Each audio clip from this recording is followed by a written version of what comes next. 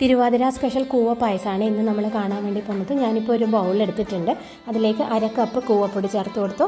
പിന്നെ 1 കപ്പ് വെള്ളം ചേർത്ത് നന്നായി മിക്സ് ചെയ്തെടുക്കണേ, കട്ടിയൊന്നും ഇല്ലാതെ.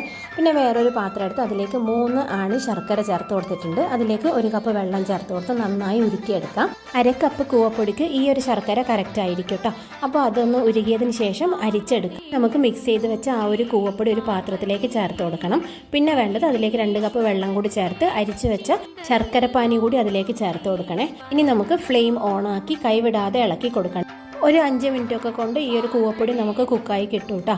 അപ്പോൾ ഇത് ആ കൂവപ്പൊടി നന്നായി തിക്കായിക്കൊണ്ടിരിക്കുന്നുണ്ട്. ഈ ഒരു കൺസിസ്റ്റൻസിയാണ് ഇപ്പോൾ ഉള്ളത്. ഇനി നമുക്ക് അതിലേക്ക് ആവശ്യമുള്ള തേങ്ങ ചേർത്ത് കൊടുക്കാം. തേങ്ങയൊക്കെ ചേർത്ത് നന്നായി ഒന്നും കൂടി ഒന്ന് കുറുക്കിയെടുക്കണേ. അങ്ങനെ കുറുക്കിയെടുത്തതിന് ശേഷം നമുക്ക് അതിലേക്ക് കുറച്ച് നെയ്യ് ചേർത്ത് കൊടുക്കാം. 1 ടീസ്പൂണൊക്കെ മതിയാവും.